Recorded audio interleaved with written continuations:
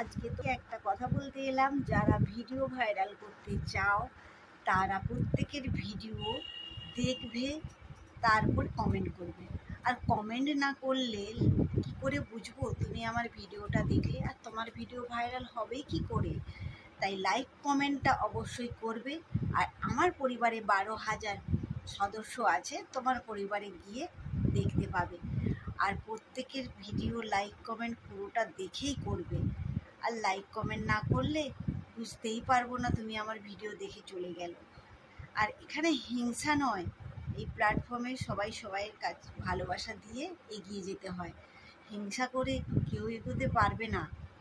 তাই সবাই সবাইকে ভালোবাসা দিও, সবাই সবাইয়ের পাশে থেকো।